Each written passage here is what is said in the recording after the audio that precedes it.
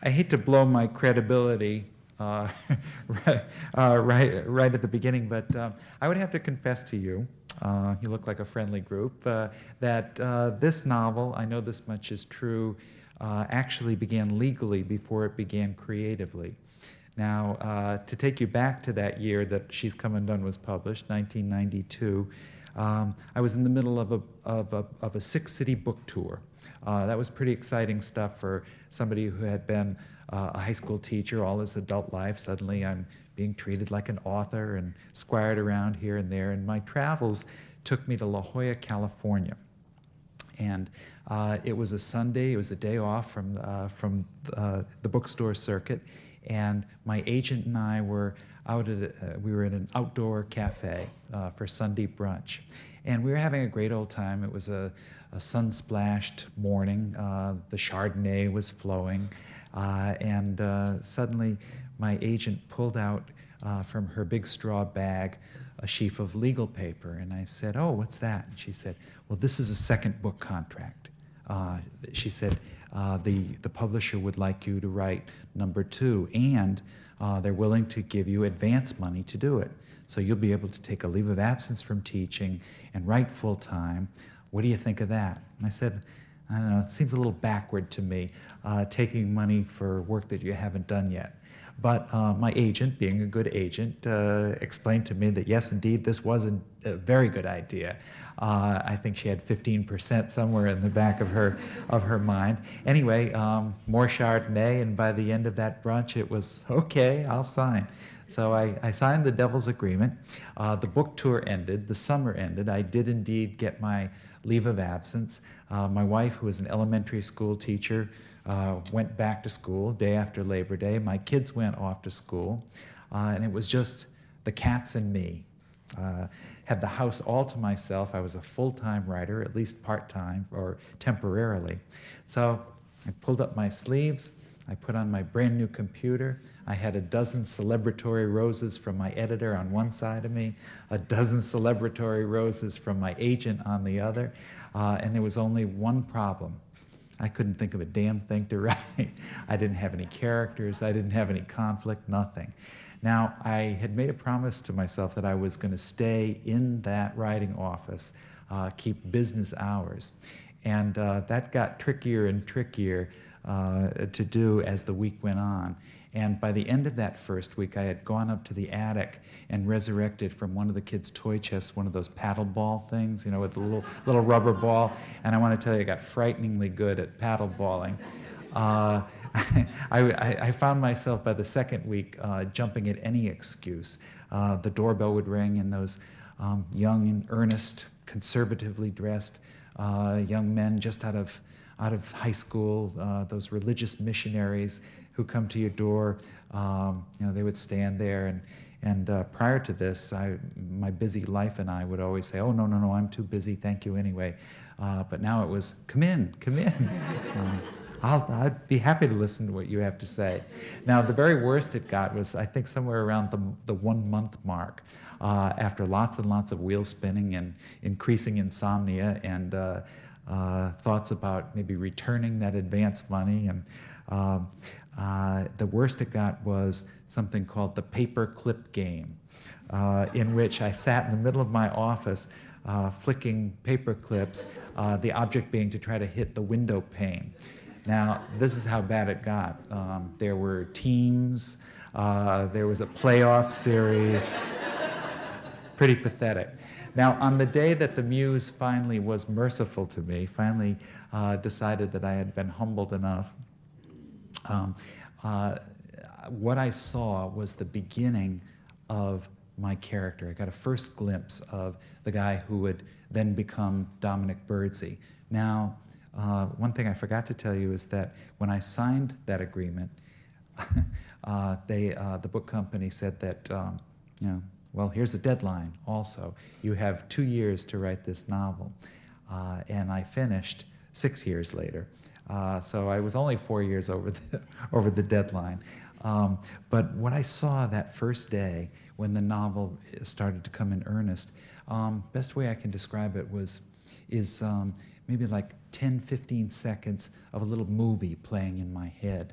My first novel, She's Come Undone, it started as a voice, a character. The character who became Dolores actually started kind of talking, and I was kind of writing down what she was saying.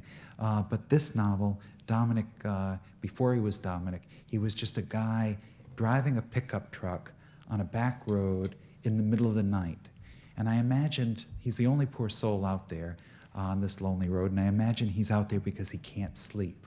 And so I began to play a guessing game with myself. Why can't he sleep? Who does he love? Who or what does he hate? And as I was seeing this guy on the pickup truck, I saw him begin to doze at the wheel, and his truck weaved back and forth over the median line, and then he drove off an embankment. Now, basically what happened is that reluctantly, somewhat trepidatiously, I went over the bank after him.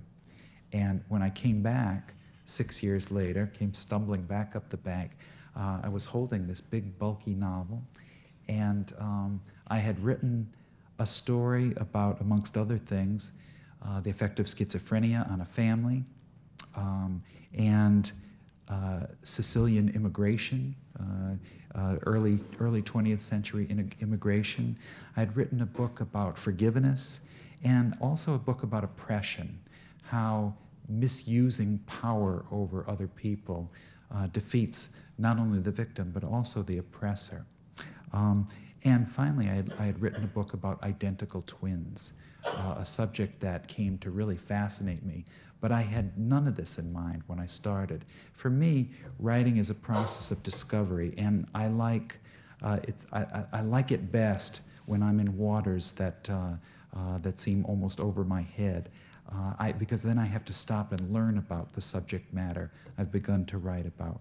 The best research that I did on the subject of schizophrenia was sitting with people, family members and psychiatric nurses, and in a couple of cases, people with schizophrenia themselves, sitting in coffee houses and at booths and learning, educating myself so that hopefully I could write it credibly. Now, Dominic he's the speaker of this novel, and he is the well twin.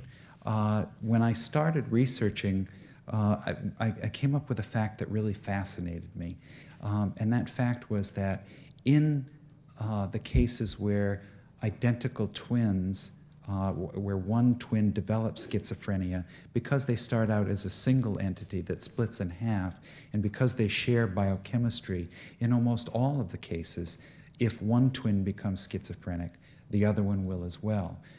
But the research shows that there is this funny little 7-8% of the cases where that does not happen, where one twin has the disease and the other twin is somehow spared the disease. And it became clearer and clearer to me that that was the story that I wanted to write. And Dominic's story, he is the well twin. It's a story of conflictedness. He wants to be his brother's keeper, and yet all his life he's played a game of one-upsmanship on his more docile brother, a game of survival of the fittest. And he's also angry that his brother has been, for him, like an albatross, and he's also afraid that the disease is waiting to claim him as well. So this is Dominic's voice. I'm going to read a couple of sections. One from their childhood. One Saturday morning, when my brother and I were 10, our family television set spontaneously combusted. Thomas and I had spent most of that morning lolling around in our pajamas, watching cartoons, and ignoring our mother's orders to go upstairs, take our baths, and put on our dungarees. We were supposed to help her outside with the window washing. Whenever Ray gave an order, my brother and I snapped to attention. But our stepfather was duck hunting that weekend with his friend Eddie Banis. Obeying Ma was optional. She was outside looking in when it happened, standing in the geranium bed on a stool so she could reach the parlor windows. Her hair was in pin curls. Her coat pockets were stuffed with paper towels. As she Windexed and wiped the glass, her circular strokes gave the illusion that she was waving in at us. "We better get out there and help," Thomas said. "What if she tells Ray?" "She won't tell," I said. "She never tells." And it was true. However angry we could make our mother, she would never have fed us to the 5'6" sleeping giant who snoozed upstairs weekdays in the spare room, rose to his alarm clock at 3:30 each afternoon, and built submarines at night. Electric boat, third shift. At our house, you tiptoed and whispered during the day and became free each evening at 9:30 when Eddie Banis, Ray's fellow third shifter, pulled into the driveway and honked. I would wait for the sound of that horn, hunger for it. With it came a loosening of limbs, a relaxation in the chest and hands, the ability to breathe deeply again. Some nights, my brother and I celebrated the slamming of Eddie's truck door by jumping in the dark on our mattresses. Freedom from Ray turned our beds into trampolines. "Hey, look," Thomas said, staring with puzzlement at the television. "What?" And then I saw it too, a thin curl of smoke rising from the back of the set. The Howdy Doody show was on, I remember. Clarabelle the clown chasing someone with his seltzer bottle. The picture and sound went dead. Flames whooshed up the parlor wall. I thought the Russians had done it, that Khrushchev had dropped the bomb at last. If the unthinkable ever happened, Ray had lectured us at the dinner table, the submarine base and electric boat were guaranteed targets. We'd feel the jolt 9 miles up the road in Three Rivers, then fires would ignite everywhere, and then, the worst of it, the meltdown. People's hands and legs and faces would melt like cheese. "Duck and cover," I yelled to my brother. Thomas and I fell to the floor in the protective position that the civil defense lady had made us practice at school. There was an explosion over by the television, a confusion of thick black smoke. The room rained glass. The noise and smoke brought Ma, screaming, back inside. Her shoes crunched glass as she ran toward us. She picked up Thomas in her arms and told me to climb onto her back. "But we can't go outside," I shouted. "Fall out." "It's not the bomb," she shouted back. "It's the TV." Outside, Ma ordered Thomas and me to run across the street and tell the Anthonys to call the fire department. While Mr. Anthony made the call, Mrs. Anthony brushed glass bits off the tops of our crew cuts with her whisk broom. We spat soot-flecked phlegm. By the time we returned to the front sidewalk, Ma was missing. "Where's your mother?" Mr. Anthony shouted. "She didn't go back in there, did she? Jesus, Mary, and Joseph." Thomas began to cry, and then Mrs. Anthony and I were crying too. "Hurry up," my brother shrieked to the distant sound of the fire siren. Through the parlor windows, I could see the flames shrivel our lace curtains. A minute or so later, Ma emerged from the burning house, sobbing, clutching something against her chest. One of her pockets was ablaze from the paper towels. Her coat was smoking. Mr. Anthony yanked off Ma's coat and stomped on it. Fire trucks rounded the corner, sirens blaring. Neighbors hurried out of their houses to cluster and stare.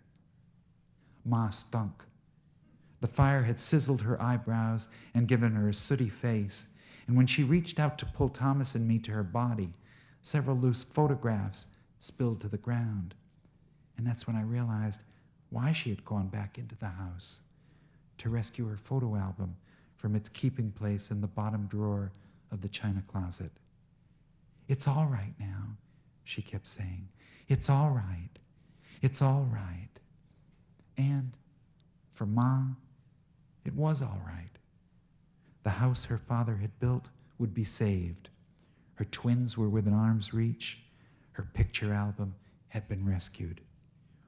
Just last week, I dreamt my mother, dead now from breast cancer since 1987, was standing at the picture window at Joy's in my condominium, looking in at me and mouthing that long ago promise. "It's all right. It's all right. It's all right."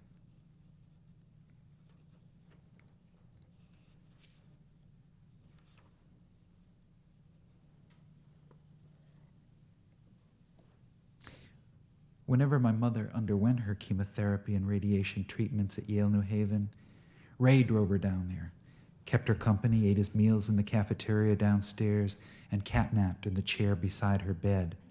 By early evening, he would get back on the road, driving north on I-95 in time for his shift at Electric Boat. When I suggested that maybe he was taking on too much, he shrugged and asked me, well, what the hell else was he supposed to do? Did he want to talk about it? What was there to talk about? Was there anything I could do for him? I should worry about my mother, not him. He could take care of himself. I tried to make it down to New Haven 2 or 3 times a week. I brought Thomas with me when I could, usually on Sundays.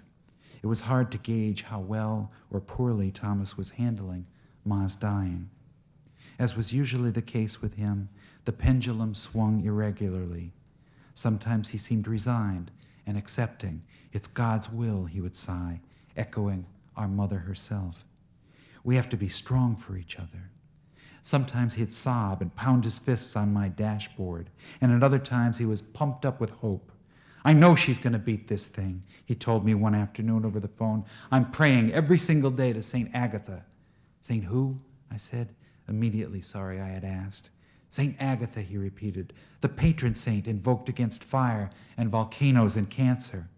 He rambled on and on about his stupid saint, a virgin whose jilted suitor had had her breasts severed, her body burned at the stake. Agatha had stopped the eruption of a volcano, had died a bride of Christ, and blah, blah, blah, blah, blah. One morning at 6 a.m., Thomas woke me up with the theory that the special K that our mother ate for breakfast every day had been deliberately impregnated with carcinogens.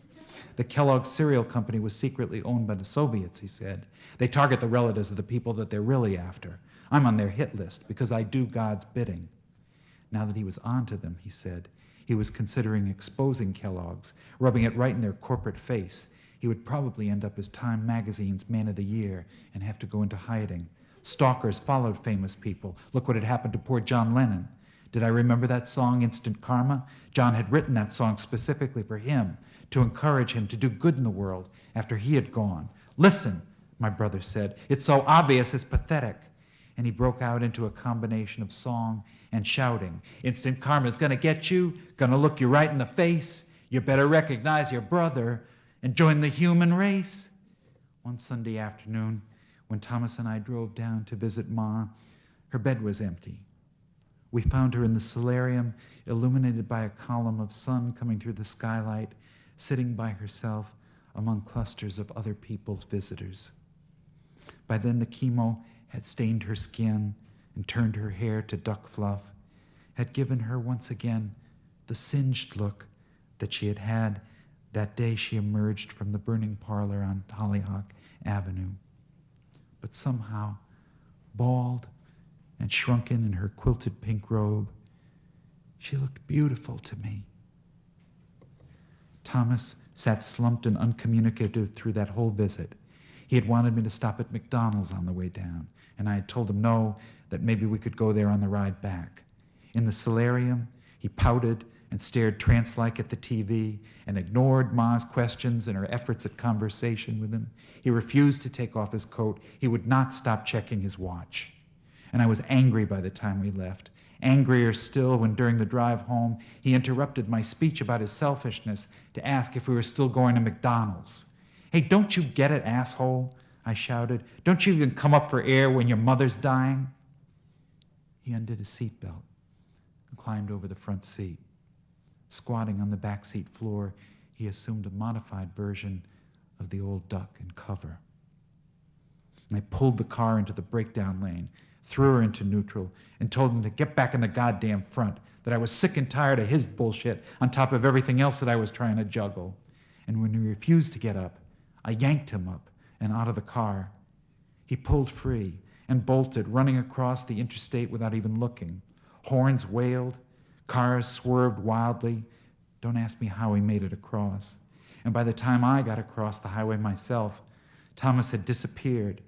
I ran panic-stricken through woods and yards, imagining the ugly thump of impact. Thomas ripped in half, his blood splattered all over the road. And I found him, lying in the tall grass at the side of the highway, about a quarter of a mile up from where the car was. His eyes were closed, his mouth smiling up at the sun. When I helped him up, the grass was dented in the shape of his body, like a visual aid at a crime scene, like one of those angels he and I used to make in the new snow. Back in the car, I gripped the wheel to steady my shaking hands and tried not to hear and see those cars that had swerved out of his way. In Madison, I pulled into a McDonald's and got him a large fries, a quarter pounder with cheese, a strawberry shake. If he was not exactly happy for the rest of that trip, he was at least quiet and full. Thank you.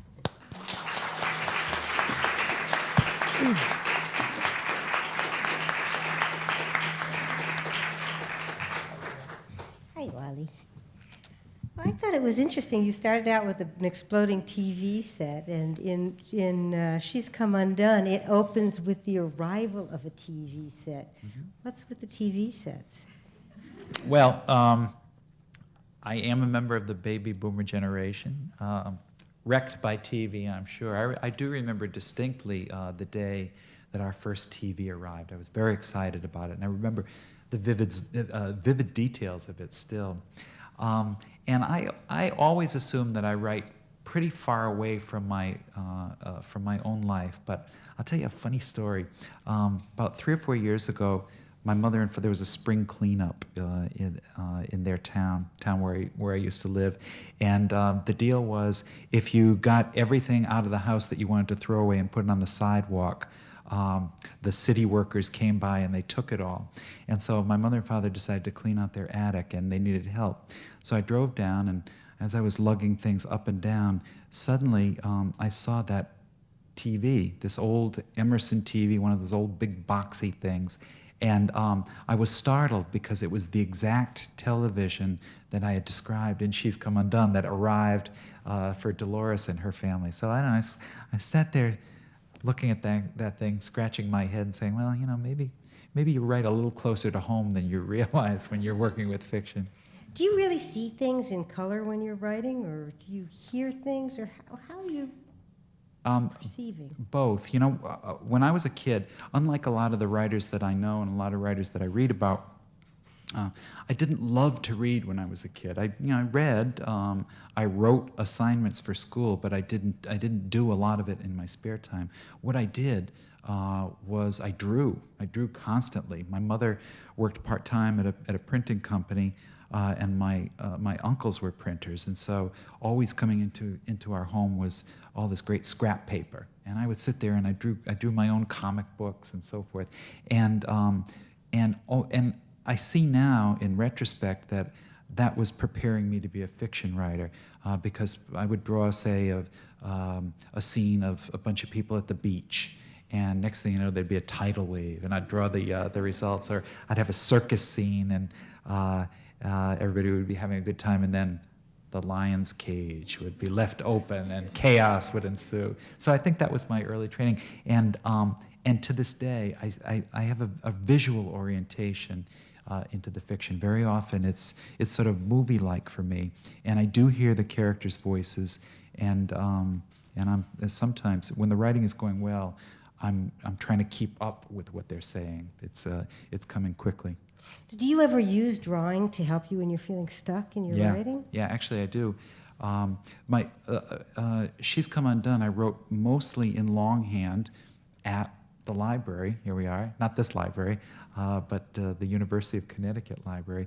And I think handwriting is somehow related to drawing. It's it's your sort of personal stamp on things.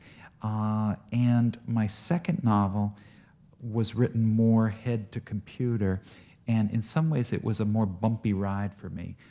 There was not a lot of that fluidity that I felt with the first novel. And lots of times I do get stuck. I don't know where to go with the fiction, and it keeps me up at night and so forth. And if I'm stuck during the day, one of the ways that I can dislodge whatever it is that's freezing me up is by I'll run hard copy. I'll run whatever I'm working on, get a printout, and then get away from the computer, get away from the room, go outside, and grab a pen. And if I begin writing again, and lots of times the writing breaks out into drawing, and the word fluidity really, I really mean that to the point where often while I was writing, I know this much is true, and in a hard place with it, I would take those pages and I would go to some place where there was water, and the sound of moving water, the river or the water spill, on which there's a water spill in this novel called the Falls or Indian's Leap, that is actually based on a place in my hometown, and I would go there and visit there, and something about the sound of water and the fluidity of the pen together would get things rolling. Did you plot out your stories in advance, or were you just discovering as you go along? How does this work for you? I'm always envious when I hear about writers who know the ending at the beginning of the journey, or who outline before they write the first sentence. But it just doesn't work that way for me. I have to write myself into the discovery, and the trick for my work is character driven rather than plot driven, and I have to fall in love and worry over a character. In the case of the first novel, Dolores, who horrified me much of the time, and she was sort of like a troubled daughter who just wouldn't obey me. And in the case with the twins too, I mean, a lot of Dominic's behavior and his cruelty to other people was really disturbing to me. But I seem only to be attracted to imperfect people as characters, but people who have the potential and the desire to become better people despite all of those imperfections.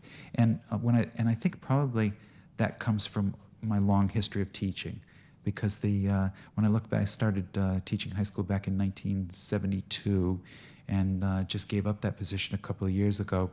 And in all those years, when I look back at the kids that I loved the best, usually it was those troubled kids, those kids that came from less than perfect home environments, but were struggling, to make life and make themselves better. How did you balance being a teacher and being a writer? How did you even do that? Not well. And I have 3 kids, and a lot of demands on time.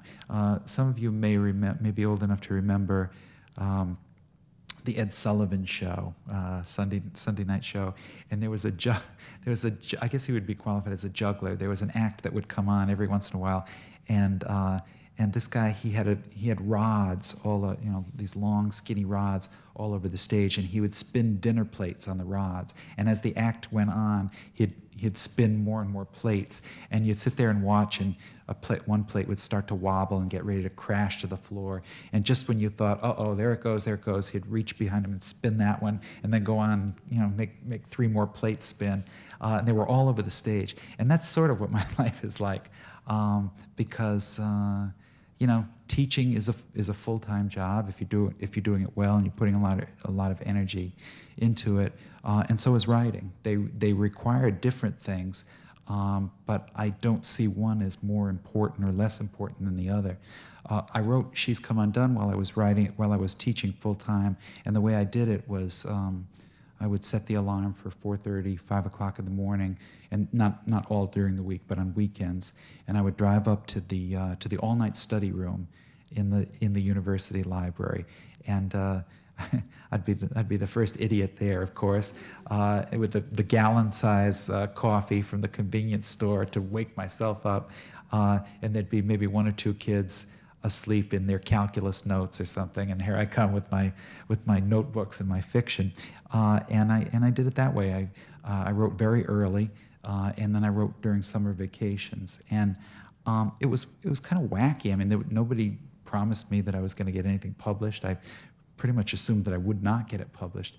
But this was when I was writing the first novel, and I loved and worried over that character so much that I felt compelled to keep going, because I wanted to find out what was going to happen to her, and there were no guarantees that she was going to make it or not. Now, in both novels, you've got really wonderful therapists. Oh, yeah. Dr. Patel. Thanks. She's terrific, and the Dolores' therapist, Dr. Shaw. Yeah. Dr. Shaw. I mean, at first when he started working with Dolores, I'm like, oh my God, he's rebirthing. This is really bizarre. But he was really good. He really helped. He was earnest, I think. And it's funny because when I started writing Dr. Shaw, I didn't know if he was going to be a positive or negative influence on her either. I couldn't figure out Dr. Shaw and all that sort of, way out there therapy that he was doing. But did you ever work with a therapist yourself to help you through hard times? I did a little short-term therapy, yeah. At a time, actually, it was a time when I was having trouble sleeping and anxiety. So, but nothing, nothing major or nothing long-term. But people ask me, are the characters in the book like me? And I would say, if any of you have read, I know this much is true, Dr. Patel, his Indian psychologist, the Indian psychologist who starts working with Thomas Birdsey and then ends up with working with Dominic, she's probably the closest thing to me, just in terms of, she and I are both sort of coaching the character to become, to be a little bit more self-reflective and figure out why he's so angry and what the source of all that despair is.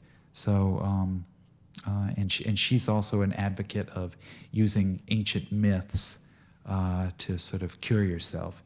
And I know that ancient myth is really important to me in terms of my fiction writing. I go back, I sort of see those old stories, those stories that have lasted, through the ages, through the eons. That's like the wellspring for me. I once worked with a wonderful teacher named Gladys Swan, and she put it to me. She said, well, she had a voice like this, and big, thick glasses that magnified her eyes, and whenever she spoke, it was like the oracle was speaking to you. And she said, Wally, she was also the first person to tell me that when I started She's Come Undone as a short story. And I thought that's all that I'd written to that point. And she was the first one to suggest to me that it was a novel. She said, I think with this one you got a few too many pots on the stove.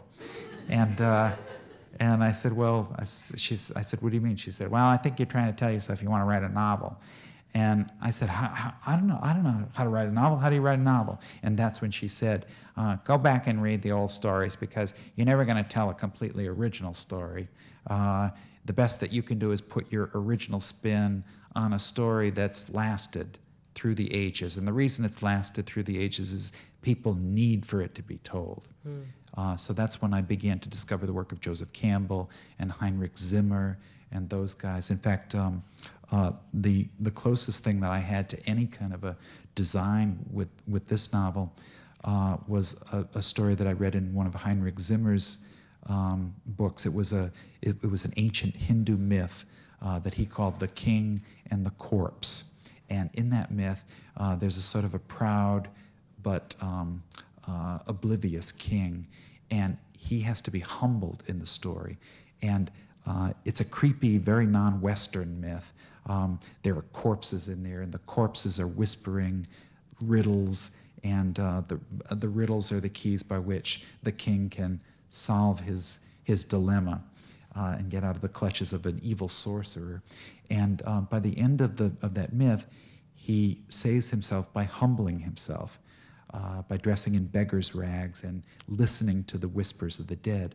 Now, when I wrote this, I used those whispers of the dead in the grandfather's story.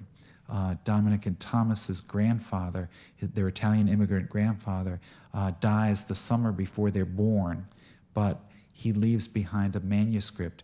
It's meant to be. You know, he's a horrible man, very cruel to other people, very much the oppressor. And in his last days, he decides he's going to write down the story of his life as a guide for Italian youth. You know, they just read my life and you'll know how to live. So he has a pompous reason for beginning, but he's sinned against people terribly in his life. And what the grandfather's journal becomes is a sort of an extended confession. And I had the grandfather's story very early on in the writing of the novel, but I didn't know what it meant. And in the actual story, it ends up near the end. And as I wrote the story, I figured out what it meant, that the grandfather's story is a story of failure.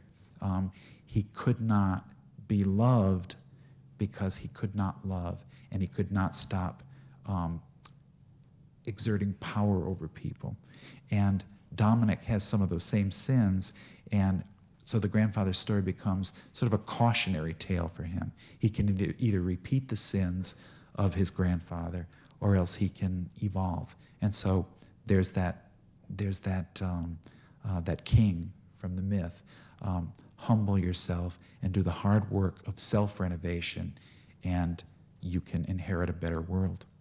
Well, I think that's one of the things that struck me about Dolores's work in the first book, She's Come Undone, is that Dr. Shaw tells her that you can remake yourself. Right. And she does. She does, but not in the ways that he prescribes.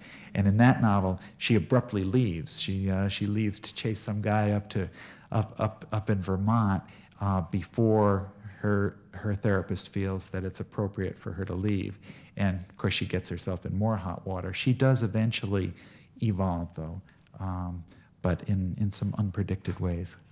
Now, in the grandfather's diary, I know this much is true, there's a monkey. Where did this monkey come from? Because I see little monkeys kind of stretched throughout the book. Right. Well, again, it's myth. When I started studying all these ancient stories, one of the things that they had, a lot of them had in common, is that the hero on the journey, or the heroine, is guided along the path by animal helpmates. Animals sometimes that talked, sometimes that didn't, but that guided them along the way and showed them the way at difficult times, in difficult junctures. Now, I used that same thing in She's Come Undone. Dolores's totem animal is the whale, that sort of surfaces throughout the story in various ways, and kind of helps her to figure out her life's journey. Now, I know this much is true, Dominic's animal is the monkey, aggressive, curious, poking it around, pushing the limits of things. His brother, his weaker and kinder, better half, if you will, Thomas, his totem animal is the rabbit. And so the mother in the story, when the twins are little, she calls them my little monkey and my little rabbit, and that's what their personalities are like. One timid, one always climbing out of the playpen and getting into trouble. One of the things that Dr. Patel really teaches Dominic, I think, is to embody the positive aspects of his brother. Yeah. But I had read somewhere that you actually started writing this book as an antidote, maybe, to She's Come Undone, which is from a woman's perspective. Well, no, I wouldn't go so far as to say antidote, but it was funny after I wrote She's Come Undone, before it was published, I went down to New York and the president of the book company brought me into his office, and he had read the novel, and he said, "Well, this is a very brave thing that you have done. Are you sure you want to go ahead with this and publish it?" And I didn't know, what he meant. And what he was talking about is, a man writing a novel from the point of view of the opposite gender. And I hadn't thought it was that big a deal. But then when it was published, and there was a big deal made out of it, and it was not. I mean, it was challenging certainly, and I hit lots of false notes as a guy writing from a woman's point of view. But I think probably the three things that allowed me to sort of take on the assignment and then go with it and stay with it were, first of all, I grew up with sisters. I have no brothers myself, but I have older sisters, bossy older sisters. And we had a whole family of girl cousins that lived just down the street from us. And they had wild and crazy imaginative play and stuff. And sometimes they would let me play with them, but only if I would be the victim. Like they'd be out on a jungle safari or something, and I would be captured and boiled in oil, that kind of thing. But usually I was the observer. It was all this wild and crazy play, and I'd sit on the sidelines and watch them. And then working with high school kids, half of whom are girls, and inviting them to write down what they wanted to write about. And so you're on the receiving end of lots and lots of young female voices. And then I work in a writers group. And as a member of that group, I would bring sections of She's Come Undone, and the women in the group were never shy about speaking up when it didn't sound right and when it sounded false. And so, little by little, I was able to sand the edges off of that.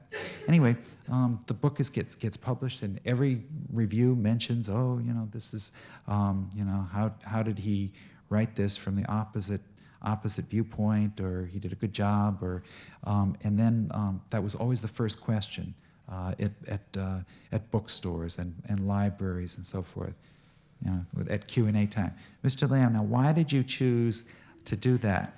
And I don't know, I don't particularly buy into this thing that men are from Mars and women are from Venus. I think that's a kind of a shield that people hide behind so they can say, see, he just doesn't get it, or she, of course she's that way. She's a woman, and all that kind of stuff. I don't know. If men are from Mars and women are from Venus, I guess I'm an intergalactic traveler. Yeah. But with all those questions in my head, to get back to your question, and all that sort of focus on, writing from the opposite gender, I started this novel with a question. Well, are men and women all that differently, or are all that different? And so I was very interested in examining, traditional male behavior, which has a lot to do with anger lots of times. And I think if I came to any conclusion at all, it's that women sometimes, when they have pain, tend to implode, go inward, and Dolores grows to kind of gargantuan size as a result of some of the trauma she has. Whereas men, I think, and I guess probably more socialized than anything else, maybe also partly genetic, but I think that men, whereas women sometimes are implosive, men tend to be explosive. So you punch the guy in the bar stool next to you rather than eating 3 bags of Lay's potato chips. I have a question that may be irrelevant, but at one point Thomas says that he started hearing things through the fillings in his teeth after he went to the dentist. Yeah. That's how he was hearing his voice, and I've heard that from a lot of schizophrenics. Have you got any notions about that? I mean, when you were doing research on this, was there any? No, but not specifically about fillings. But I tell you, when I started learning and talking to people about schizophrenia, there was a doctor at the Norwich, Connecticut State Hospital that I buttonholed, and was very early into the writing, and he was the first person who said, I said, if I've got this character and he's acting this way and he's saying this and doing that, what would be a diagnosis for him? And he says, sounds like paranoid schizophrenia. He says, not true schizophrenia. Those are the terms he was using.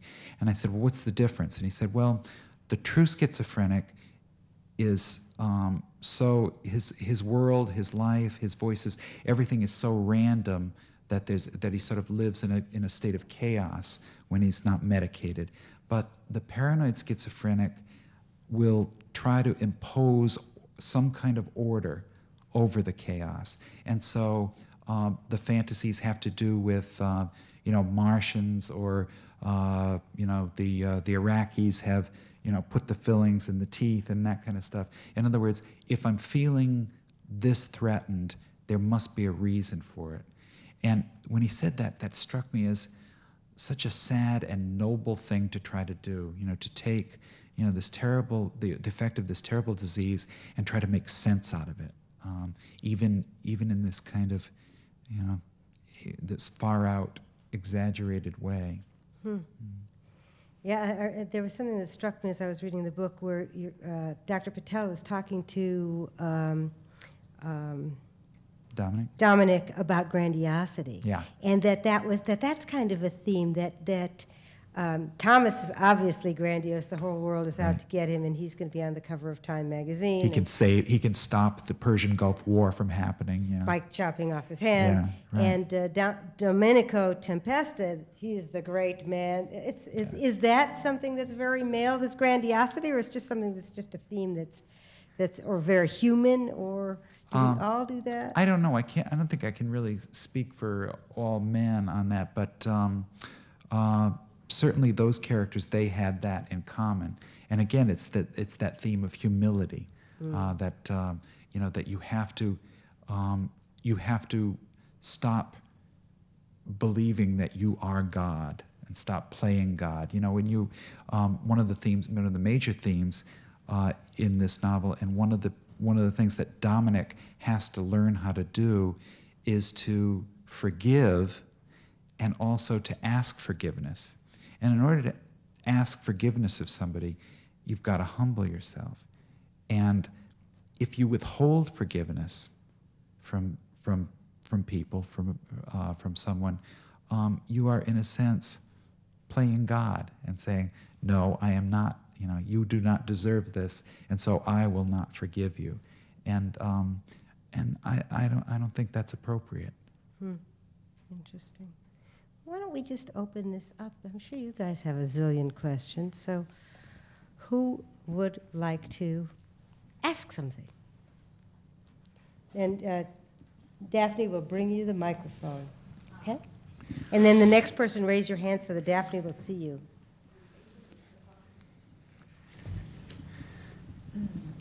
First of all, thank you for your fine work. Oh, thank you.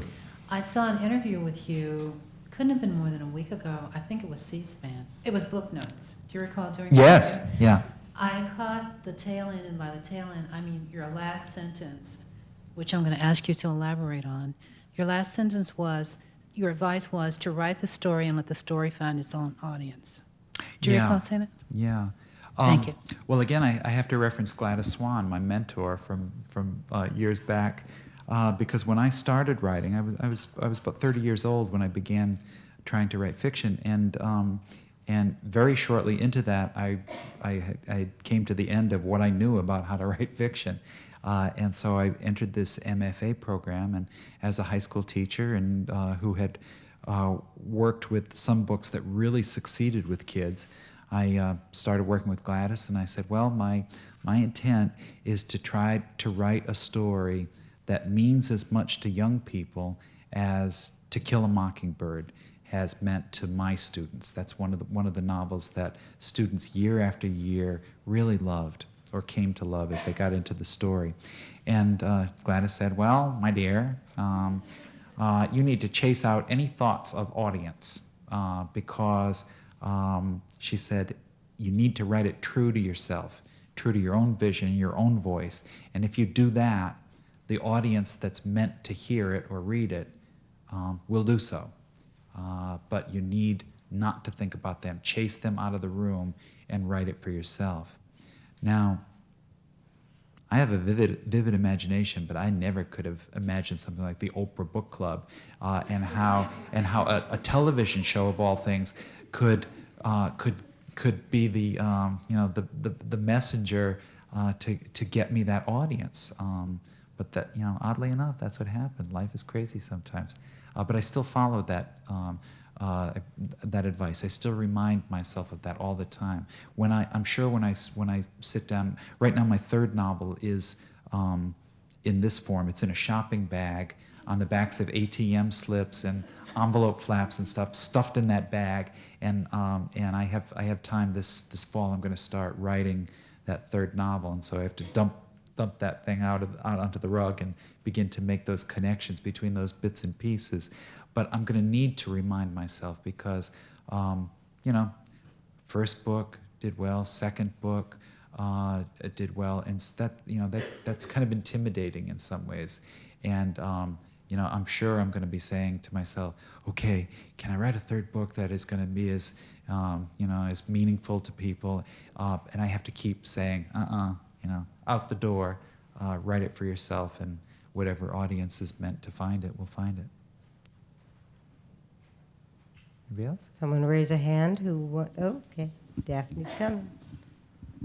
One of the things that really impressed me about She's Come Undone was that you're the first author I've ever read, male or female, who's ever been able to write about movingly about eating disorder like compulsive overeating. And it's usually when authors write about it, it's something it's either unconvincing, they don't really allow themselves to get into it and write about it, or I just wince, at it. I can't bear to read it. And you wrote about it very graphically and yet very movingly, and I just wondered how you were able to do that. I think probably partly because I was a fairly fat kid while I was growing up. I was not the size, the proportion of Dolores, but I was chubby enough to be kidded about it sometimes in elementary school and have that really hurt. I was sort of like the jolly fat kid. I was the entertainer in my classes growing up. But I carry that with me and have that knowledge. And also, when I was the year that I was student teaching, just learning the ropes, I worked with a young woman who was obese, and she sat in the back of the classroom. She came late every day to class, and she had permission for some reason that I can't remember to leave early. And it was one of those. It was there, in this classroom there were those desks that sort of one little desktop swings out from one of the sides, and she was too fat to fit into one of those desks. So they had a special table for her set up in the back of the room. Now the students in that classroom were not mean to her. These were seniors in high school, but she clearly made them feel very uncomfortable. And so because she came in late and left early and never said anything in class, if you didn't as long as you didn't turn around, you could pretend she didn't exist. She could be invisible to you. And she was complicit in that. Now, she had beautiful handwriting that I still remember, and because I was inexperienced, and because I had gone into teaching to save kids' lives and to, free them from the shackles of, oppressive education, all that kind of stuff, I was all over her like a dog. I was gonna save this kid. Speaking of grandiose, I'm with her for 50 minutes, 4 times a week, and I'm gonna turn her around and everything. And of course I didn't. She had her walls, her defenses built up, and they stayed up. And so, my first teaching thing was a failure. And I worried about her from time to time, wondered about her. And when I started She's Come Undone, I had that voice, that sort of self-deprecating, funny, sarcastic, snotty voice of Dolores for about 2-3 weeks. And then all of a sudden one day I thought of that young woman, whose name was Sharon, sitting in the back of that classroom, hadn't worked with her for 9-10 years. And it was the marriage of that voice that I already had with that image of her sitting in the back of the room at her special desk, special table, that sort of jet propelled the novel in a way. I'm a pretty empathetic person. I can read people pretty well, and one of the things I can read is students' pain. So thank you very much. But some of that is based also on, my own fatness. When you just talked about that student, it reminded me of the guidance counselor character when she was in high school. Oh, Mr. Pucci? Yeah, would you base him on yourself in that book? No, I based Mr. Pucci kind of on my Uncle Bruno. who was a dentist in town and a closeted gay man, and was great with kids. He was my mother was one of 11 children, and there were 3 of her brothers and sisters never married, but were great to all of us kids, my cousins and my sisters and I, and would take us places and so forth. And he was always a really good guy to talk to, kind of meek. And so I was sort of thinking about him when I was writing Mr. Pucci. Yeah.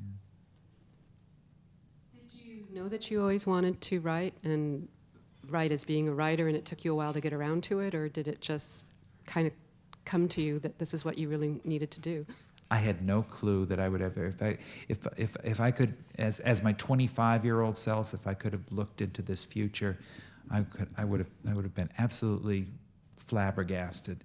And for me, fiction and fatherhood came at the same time.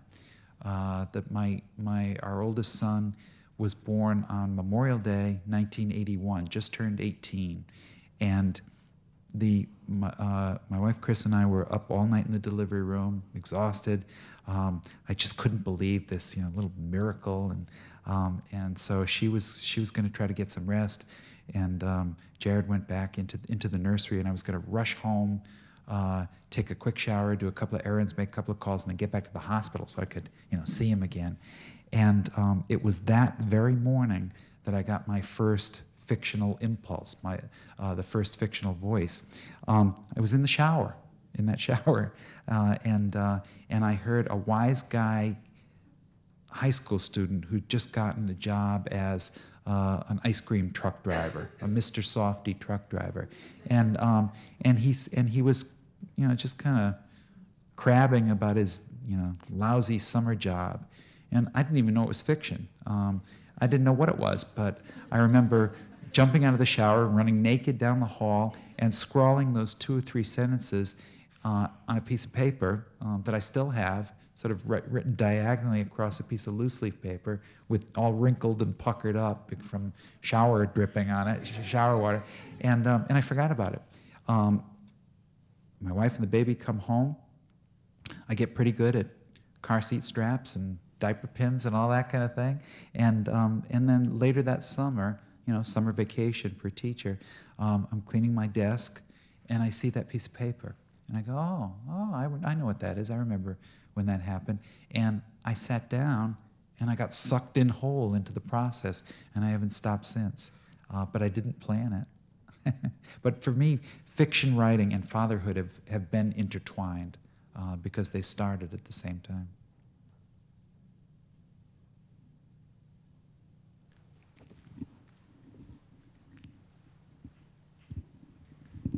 So I'm curious, I'm an identical twin, and I'm curious, this was one of the few books I've read that captures, I think, a lot of the issues all twins have.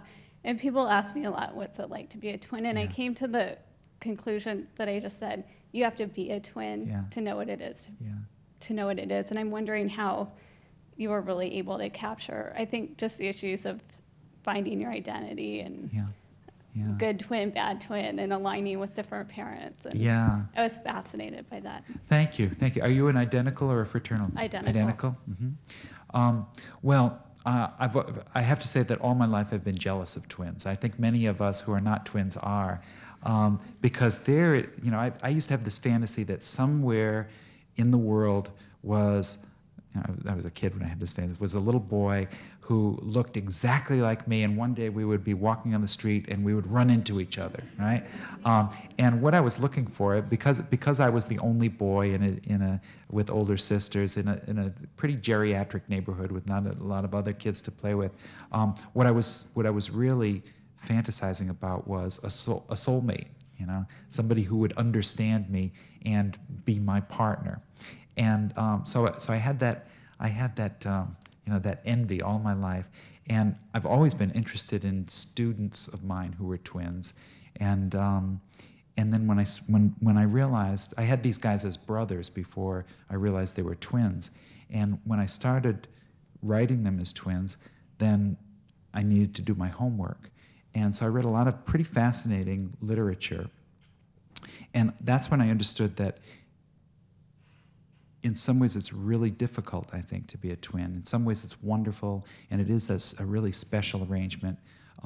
But there's difficulty there too. And part of that comes from that pull, that push and pull, I think, and also from that survival of the fittest thing. Now, one of the books that I read about twins said that there are 3 basic twin relationships.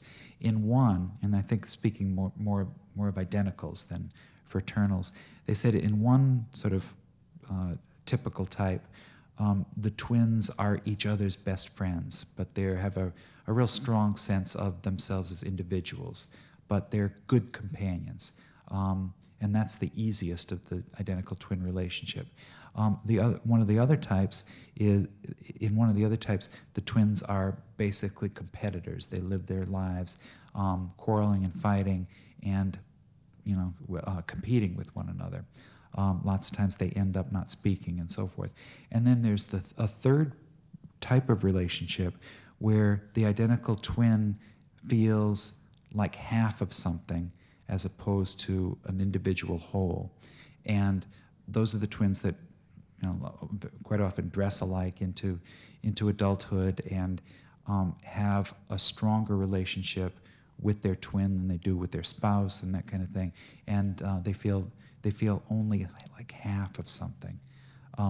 Now, when I wrote Dominic and Thomas, the part of their problem, I think, is that Dominic is always at war with Thomas because he's afraid Thomas is better loved by their mother. So he's always having to play that one-upsmanship. And Thomas feels like that half of something. He's always clinging to his brother. He's more passive, but passive-aggressive in that he doesn't want to let go of Dominic. And so therein lies some of the conflict of their relationship. If it rings true, you couldn't validate me in a better way. Thank you. Thanks. Do we have one more question? Okay, one more question and then.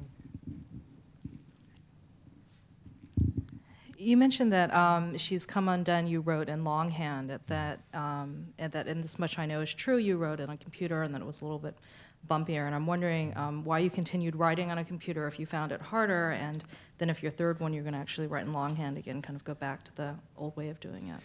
I'll answer the second part first. I think probably, and who knows how the third one is going to come out, but I think probably what I'll try to do is incorporate both methods rather than one way or the other. And I can't really answer the first part of your question. It just kept coming that way. I just kept going back to that computer.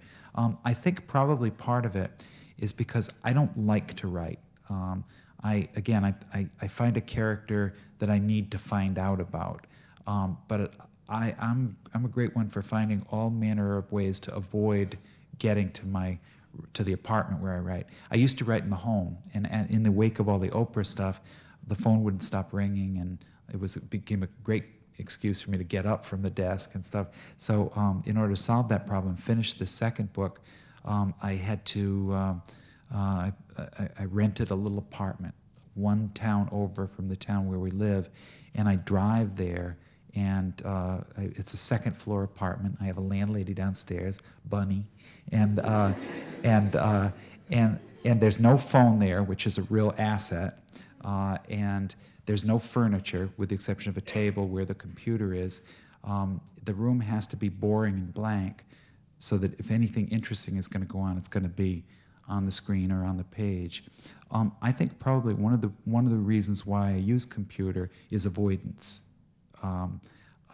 If you sit there and forever play with the sentence and flip the clauses around and tamper with this adjective, change it 3 or 4 times, then you don't have to write the second sentence. You can keep revising. And the computer, I work with students, and the computer is a godsend as far as encouraging students to revise, and they really need to revise, as do I. But it's these little games that writers can play with one another or with themselves, and that's one of the games that I play. If I'm on the computer, I can keep fixing that paragraph because I'm not sure where the next paragraph is going to take me. Wally's going to be available to sign books in the back, and if you'd like to buy a book, we'll give the library 10%. Oh, So great. That's wonderful. I want to thank you, Wally Lamb, for being Thank you. here. Thank you.